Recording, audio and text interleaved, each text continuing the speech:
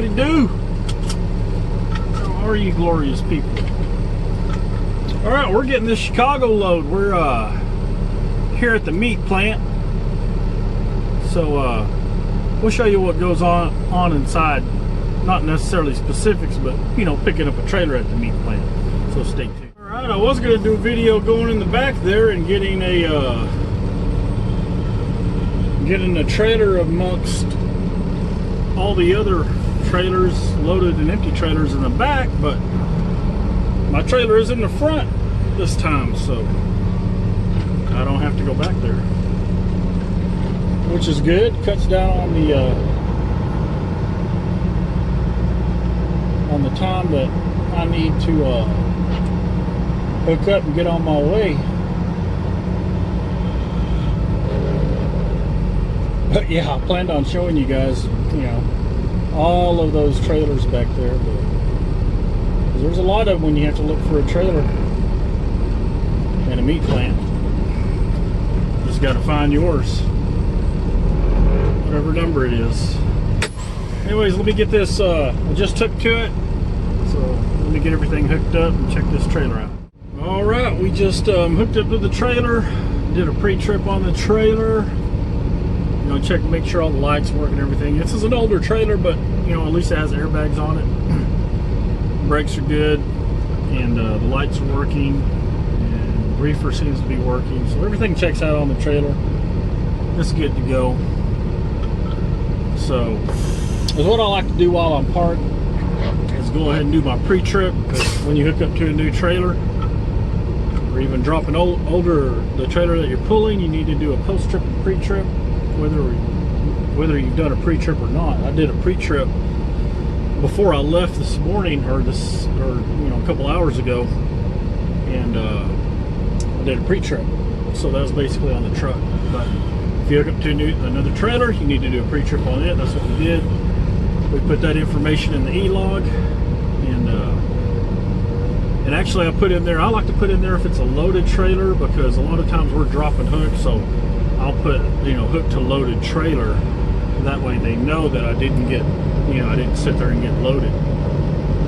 Because if you did that, they'll want to show some on-duty time for doing that. So the trailer was already loaded, so I put hook to loaded trailer, did a pre-trip, and changed it's what we have in our e-log resources. And what that entails is the bill of lading number you have for that load in the trailer that you're putting. So you need to put that on your resource page, or whatever they call it for your e-log, and let them know, you know, on this bill of lading I was pulling this trailer. So that's what they want to know, and that's what we put on there. And I also started to fill out my also did a loaded or arrived shipper, and I did most of my paper stuff for having to wait on this Stevens truck to get around.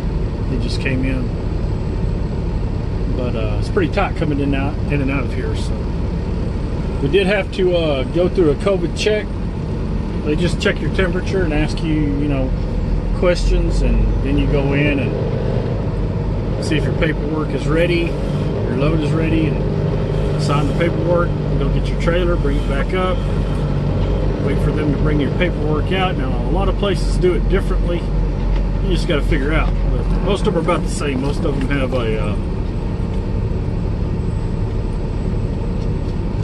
you know, most of them have something to. You're gonna have to sign the BOL regardless. So I've already signed mine. So now we're just gonna wait for them to come out and bring it to me. Did a pre-trip. Everything looks good, and we're gonna have to get on the road to Chicago. And that train so long has got cabooses in the middle. It's the middle of the train right there. All right, here we go. I got my paperwork. I didn't have to wait but a couple of minutes to get it. Then what I did was went ahead and filled out my pieces and my weight, my tare weight, what the actual load weighs, and sent that in electronically because they want that information. I just sent it with the loaded, is what we have is loaded shipper information. Put your load number on there and what trailer you have, and piece count, and the weight of the load. Sent that in electronically, and now we had to wait on 2 trains. So anyways, they got out of the way. That one train was pretty long, but it was moving pretty fast. It had locomotives in the middle of it too. I mean, it's kind of wild.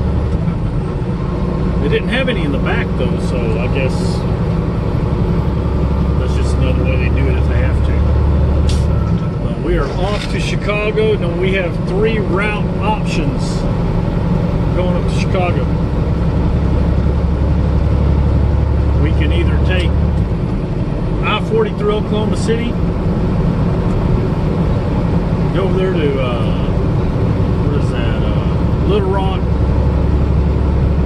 I think it's Little Rock or something in Arkansas, and take the 49 north to through Fayetteville and Springdale, Arkansas,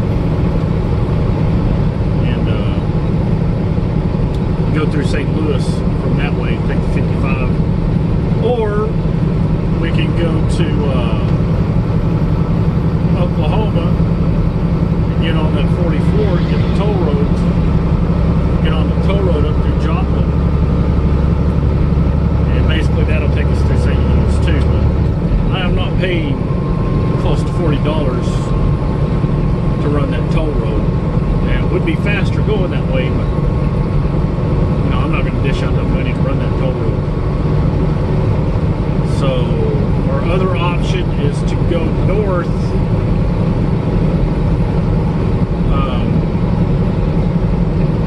towards Dodge City, go through Wichita, Kansas, and go up to Des Moines, hit the 80 on Des Moines, and come in on the west side of Chicago, which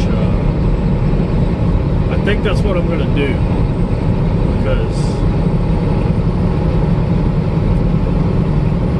with the driving time I have left today, I kind of looked at the route, and by the time I'm going to run out of time today, I'm going to be pretty close to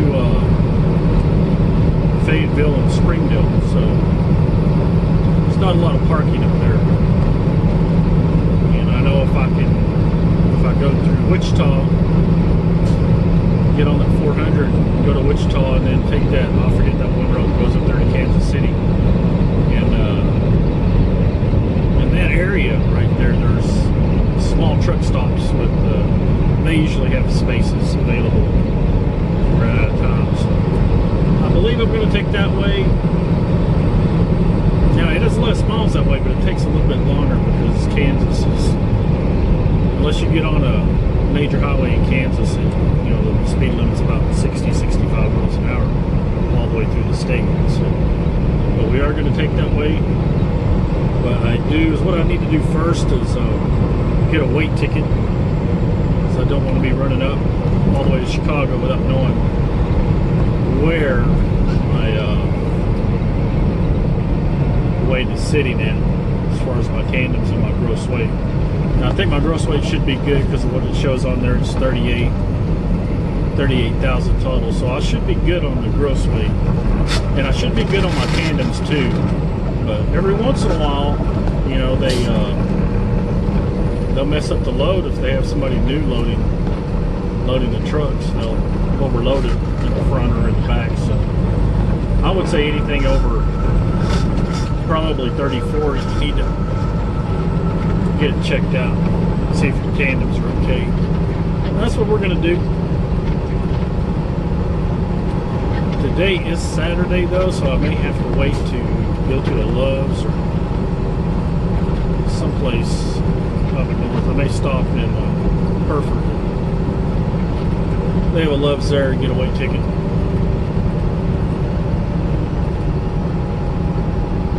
And I may just go north in Hereford, cut across,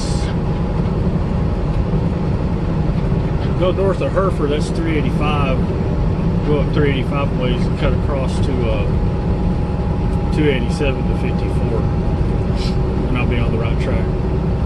going up there to Dodge City.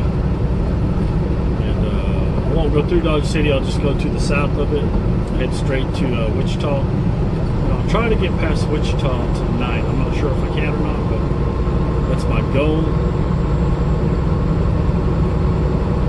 If I can hook it and book it, I should be able to get to this TA on the other side of Wichita.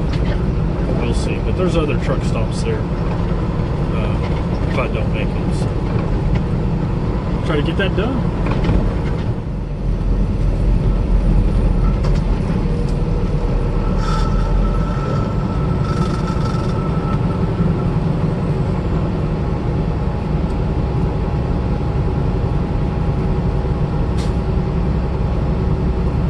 We need to go to this Love's and get a weight ticket. See how much, see where our tandems are at. I know my weight's good. See where our tandems are at. Now my suspension gauge is showing light in the front, a little light in the front, so I'm kind of wondering, does the load that light or did they load me heavy in the back?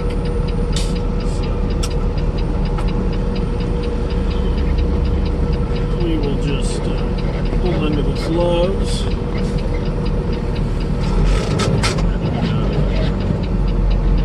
Run over the curb a little bit with the trailer tires.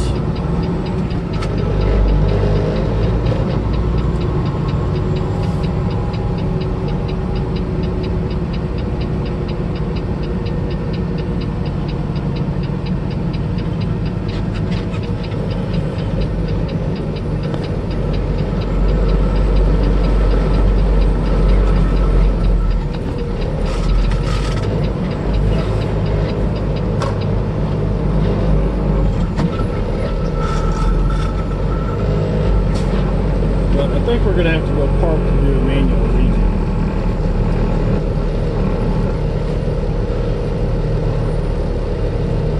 We'll see. I think we're going to have to.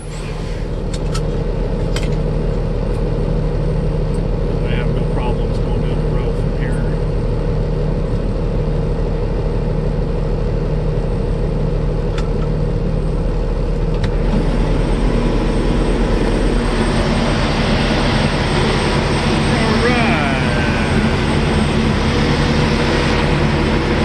Do is push that yellow button. You can, there's one down there, you can hit it with your foot. Get that one with your hand. There's 3 buttons. Oh, you gotta stretch out a little bit.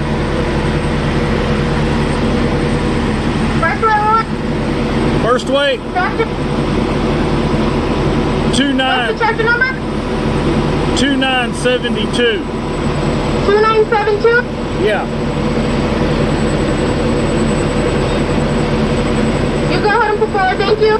Thanks. And that's how it's done. What we're going to do is we need to go park across the street and just walk over there. Get our weight ticket, get a little bit of groceries, use the restroom, and I'm going to have to do a manual regen anyway, so because, you know, this truck is DEF, and some of the times, especially in the cooler weather, these DEF, DPF trucks, if you don't run far enough, it'll stop the regen. So you basically have to do a manual regen on it. And I'm going to turn off the truck because I need to tighten this clamp. It is blowing smoke. Blowing smoke. I'm going to have to tighten that clamp and back straight up right there, so I think that's what I'm going to do. Just on that bull hauler. And back in there. Always go for the easiest spots.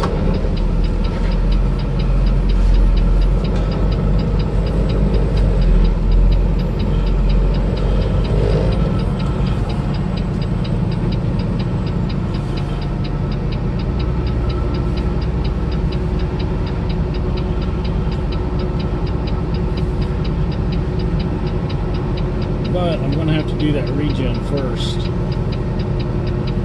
Because if I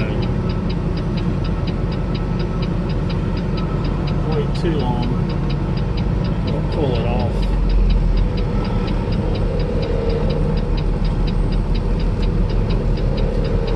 Because the motor has to be warm to be able to do it.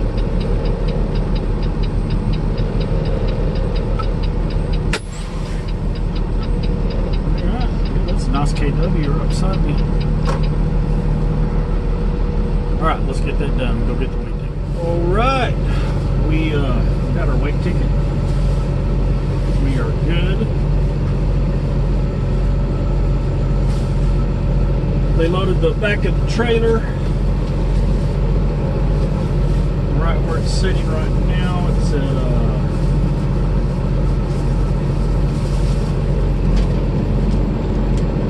it's at 30, a little over 33 on the trailer axles, so we're good there. The drive axles, 30,260, which is good. I have a little over half a tank, which I can put another pretty close to probably 1,000 pounds worth of fuel, so we're good on that. Could move the tandems back a little bit to balance it, but I'm going to put some fuel in later, and I want to have plenty of room up there. But I might do it afterwards. They're back pretty far now, so I think it's probably good where it's at. And the truck is still regenning. Usually the regens take around, I was probably in there about 10 minutes. They usually take around 20 minutes on the average, the manual regens, but sometimes they can take 30 to 40 minutes, depending on how much soot you build up, you know. There's a whole thing that determines whether it's going to be a shorter or longer regen.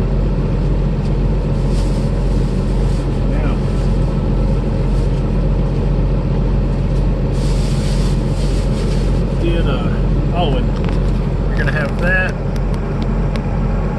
high exhaust temp. You'll have that warning when it's regenning. It's just reminding you to stay away from the exhaust, because it gets really hot.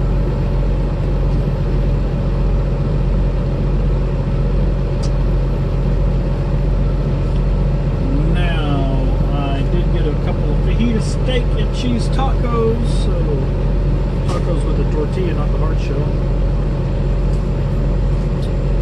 And they really didn't have anything as far as keto friendly stuff in there, so just got the tacos. I have stuff in my fridge, but I'll save that for tonight, and I am in a hurry. Not really in a hurry, but I do need to get down the road. So I can't wait till this thing finishes regenning, and we will proceed that way. The weight's good. Got some food. Waiting on the regen to finish, and we'll take off. Right after I said that, the regen finished. So we're good to go. But I need to doctor my beef fajita and cheese tacos with some taco sauce. Come on. And I did get some coffee. It's going to be a long drive. I'm going to try to make it to the other side of Wichita. So yeah, it's going to be a long drive. May stop at about 2 o'clock in the morning. Puts me back on the road about 12 in the afternoon.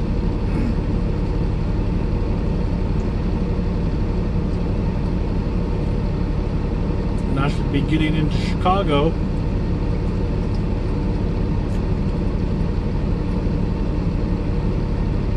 sometime around 8 or 9 o'clock at night. So that's good. It'll be after rush hours.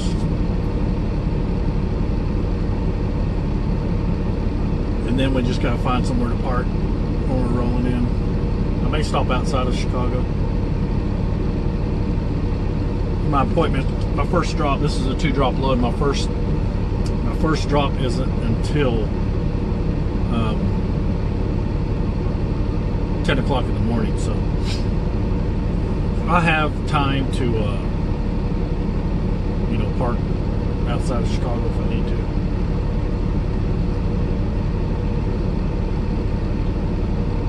And then good news, we are going to Green Bay. I did have a chocolate load coming back. It paid pretty good. This cheese load, it's a cheese load out of Green Bay. It pays a lot better. It's a 3-pick load coming back to U.S. Foods in Texas. So,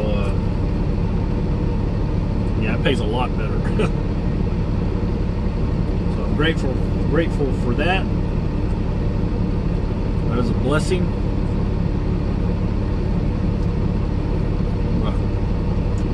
I've got all that load information written down for that load.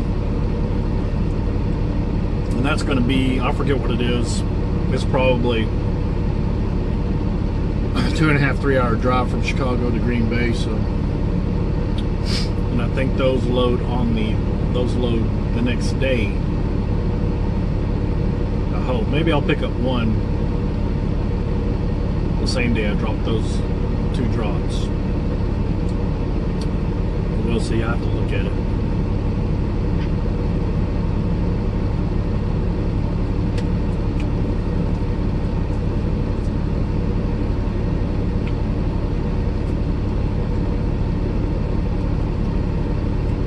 I'm thinking I just may go ahead and finish 30 minutes here. That way I get my 8 hours back.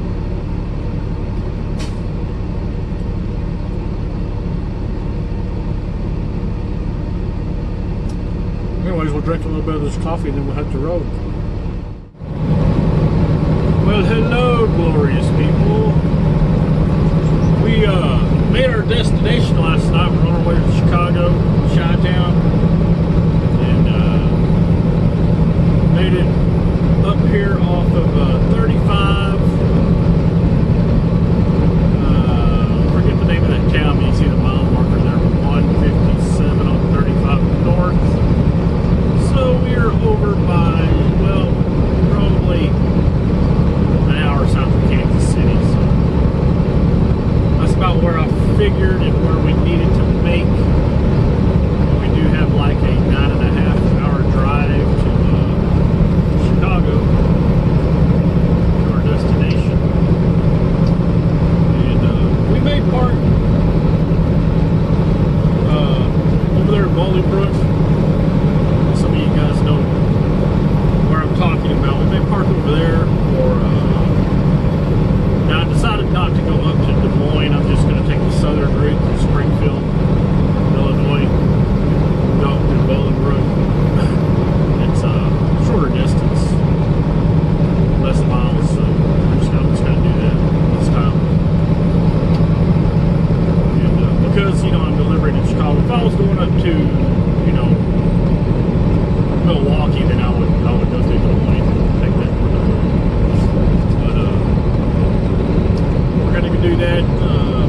Go up there. I think that's 55. I forget what highway that is. But go up there. Try to shut down at that truck stop. It depends on when my reset is. So I may have to go to the receiver to do that.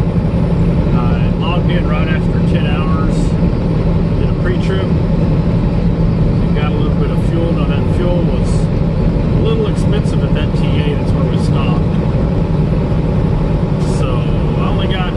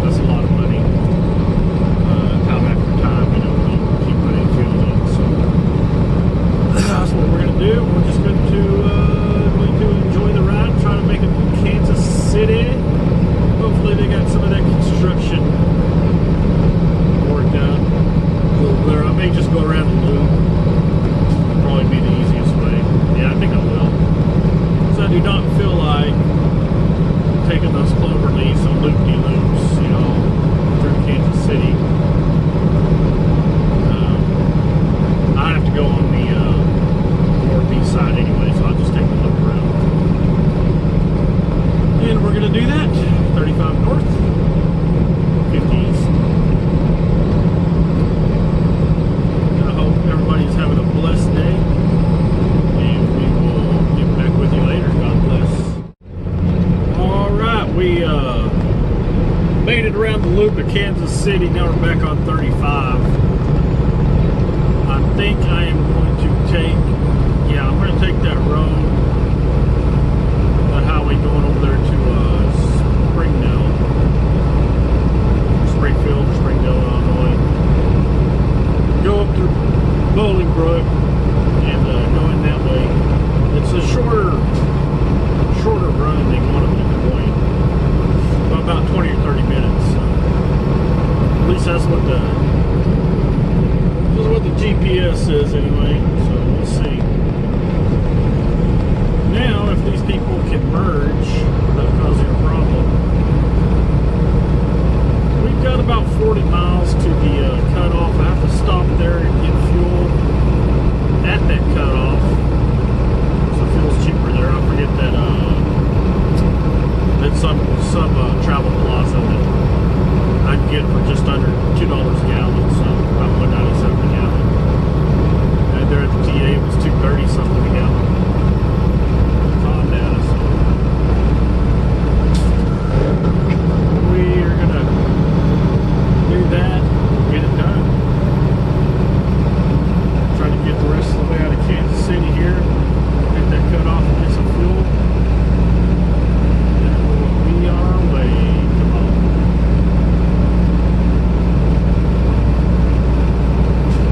Tell you what, I can't wait to get out of this 65-mile-an-hour zone because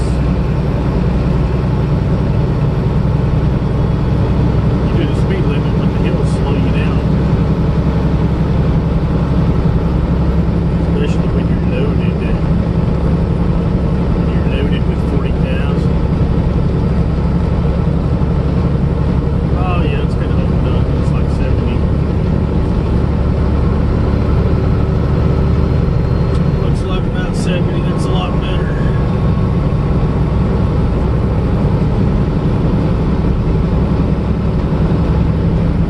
I will try to save some room on the phone for a later time. Okay, coming up on the way station in Kansas City. The pre-pass side here. I do have a pre-pass, so I don't know if the station's open or closed or always open or what. But we'll see what the green light says. Hopefully we get a green light. There's the marker up there. Yeah, green light. You know, if you have a pre-pass for your way stations, I don't know why anybody would want to get one, but if you get a green light, you can bypass the way station, come over. But this way station may be closed, I don't know. But it gave me a bypass anyways.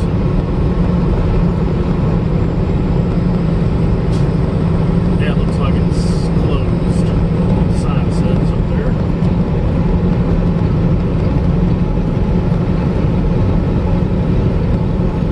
It is closed, no worries. We got the green light. Right. Just delivered our first load up here in oh no, where is it? Wooddale, I'm thinking. Chicago. Kind of up here by O'Hare. It's on the west side of O'Hare. Now I have to go to the south side of Chicago. I need to get on the 290. And we're going to head over there.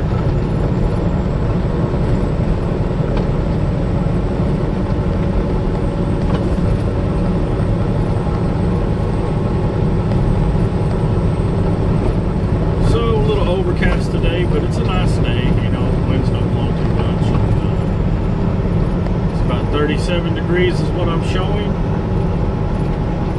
Not too out of the day. I just need to get this unloaded because I have got to get up to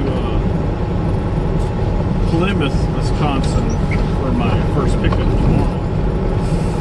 So we'll see how it goes. I'll try to film as much as I can.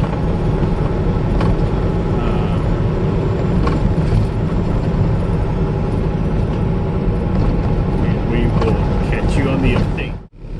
Alright, we are down Cicero Avenue, made it over here, but now we're just waiting. Look at this old bridge.